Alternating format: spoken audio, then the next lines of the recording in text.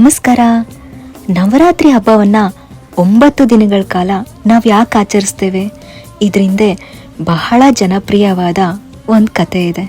ಅದೇನೆಂದರೆ, ಭೂಮಿಯ ಮೇಲೆ ಮಹಿಷಾಸುರನೆಂಬ ರಾಕ್ಷಸನಿಗೆ ತುಂಬ ಕೋಪ ಇರುತ್ತಂತೆ. ಅಸುರರ ದಬ್ಬಾಳಿಕೆಯಿಂದ ಎಲ್ಲರೂ ಹೆದರ್ಕೊಂಡಿರ್ತಾರೆ. ಈ ಕಾರಣದಿಂದಾಗಿ ಎಲ್ಲ ದೇವತೆಗಳು ಒಂದಾಗಿ ಸೇರಿ ಮಹಾಶಕ್ತಿ ದುರ್ಗೆಯನ್ನು ಆವಾಹಿಸ್ತಾರೆ. ರಾಕ್ಷಸರ ಕೋಪದಿಂದ ಎಲ್ಲರನ್ನ ಕಾಪಾಡಲು ದುರ್ಗೆ ಕಾಣಿಸ್ಕೊಳ್ತಾಳೆ ಮತ್ತು ಆ ರಾಕ್ಷಸರೊಂದಿಗೆ 9 ಹಗಲು ಮತ್ತು 9 ರಾತ್ರಿಗಳ ಕಾಲ ದುರ್ಗಾದೇವಿ ಯುದ್ಧ ಮಾಡ್ತಾಳೆ. ಅದು ಒಂದೊಂದು ದಿನ ಒಂದೊಂದು ಅವತಾರದಲ್ಲಿ ಯುದ್ಧ ಮಾಡ್ತಾಳಂತೆ. ದಶಮಿಯ ದಿನದಂದು ದುರ್ಗಾದೇವಿಯು ಮಹಿಷಾಸುರ ರಾಕ್ಷಸನನ್ನು ಕೊಂದು ಎಲ್ಲ ರಾಕ್ಷಸರನ್ನು ನಾಶಪಡಿಸ್ತಾಳೆ. ಅಂದಿನಿಂದ ಅಶ್ವಿನಿ ಮಾಸದ ಈ